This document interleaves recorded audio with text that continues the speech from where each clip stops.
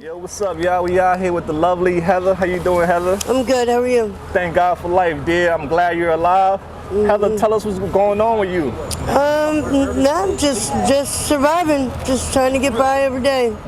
You know, trying to just get by, trying to stay positive in a terrible situation. That's all. Right. How would you say your habit? Has it went up or has it come down? It stayed the same, really. All right. I've actually, you know, with one drug, I'm going down. You know, with the dope, I'm down a lot. Oh, that's awesome. Yeah. Oh, that's what we have to deal with, Train. So Heather, is this where you staying down there out here? This is where I hang out. I don't sleep here every night. Okay, all right. So Heather, a lot of people are just tuning in. They don't know your story. So give them a summary on, on Heather, how you grew up and how you ended up out here. Well, I for a long time I did pretty well. I had my children, and a couple years after they were born, I was in a car accident and started on the painkillers. The doctor had me on painkillers, and you know, it gradually.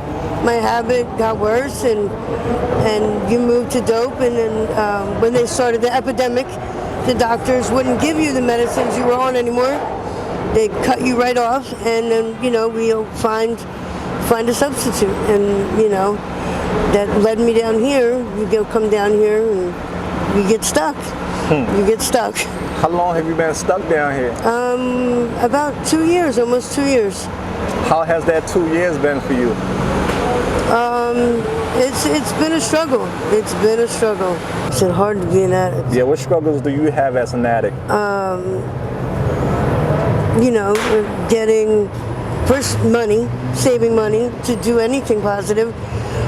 Get a place to live, get a car, and then employment. It's hard to keep a job when, you wake up and you have to say, well, so your first priority is to get drugs in order to go to work, but most times you're going to be late, not be able to keep a job.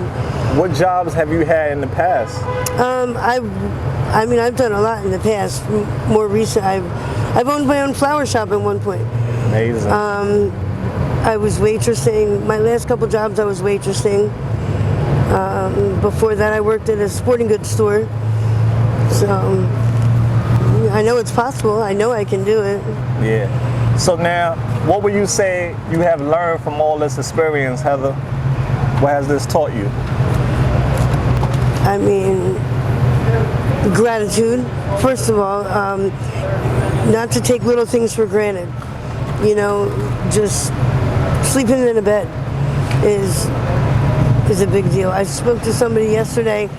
She was with one of the organizations. She said after she got clean from the streets, just sleeping in a normal bed or things that everyone takes for granted. You don't realize the difference between a bed and hard concrete in the winter. Right. What's the situation with you and your family, Heather? Can't you go back home? Well, my family is kind of spread out. My mother passed away when I was incarcerated. My children are older now. They're grown, so they do their own thing. And my father, I'm too old to really go live with my parents, but my father's all the way in Virginia, and we're kind of estranged. Right. So what's the day in your life look like now, Heather? I'm sorry, my feet were starting to hurt. This is it? This is it right here. What is it? Just here? Yeah, waking up and doing drugs, getting drugs. And that's let them call samples. Run them for samples. Yeah, tell us about samples. Samples are just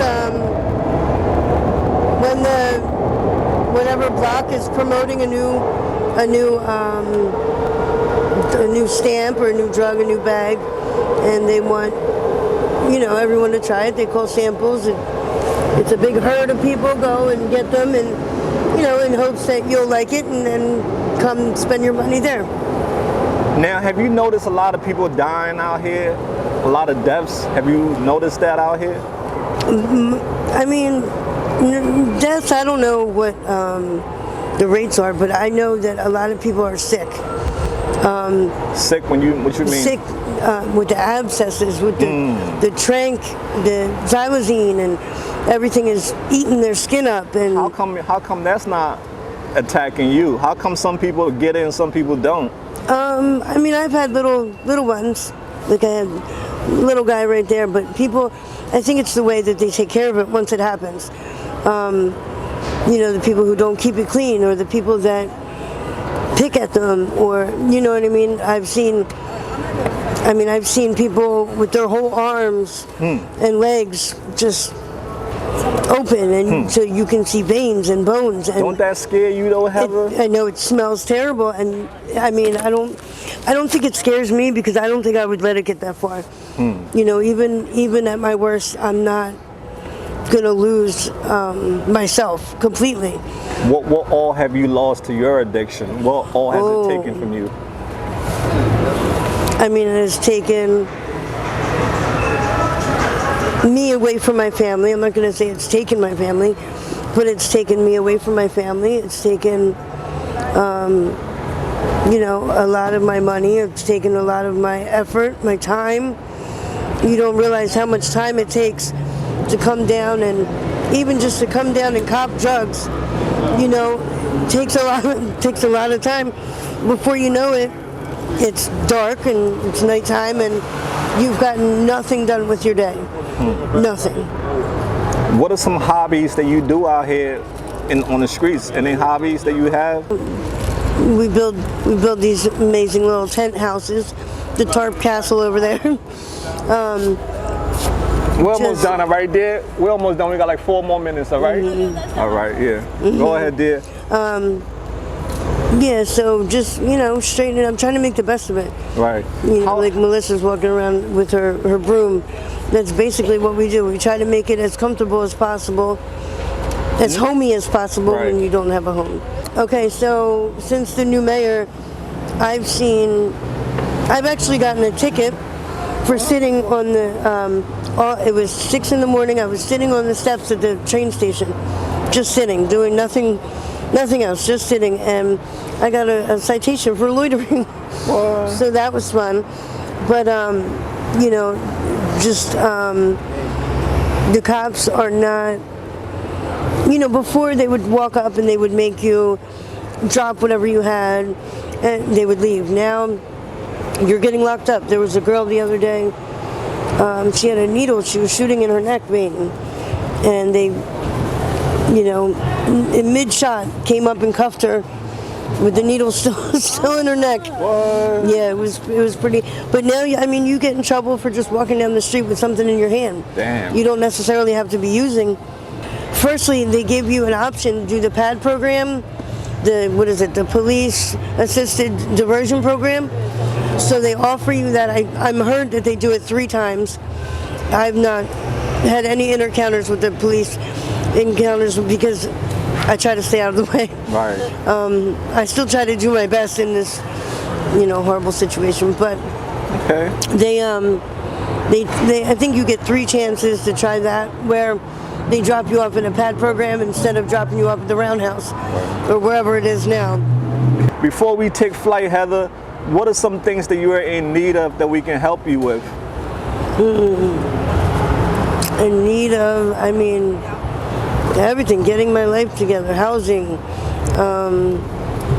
you know, clothing, food every day.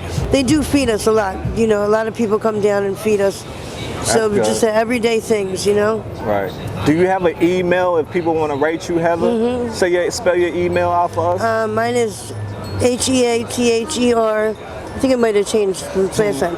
HEATHER BENN1217 at gmail.com. Awesome. So Heather, thank you so much once again, dear, and we'll stay connected with you. We wish you turn your life around, dear. Yep. All right, dear. AML fam, don't be bitter, be better, and we out there. Peace out.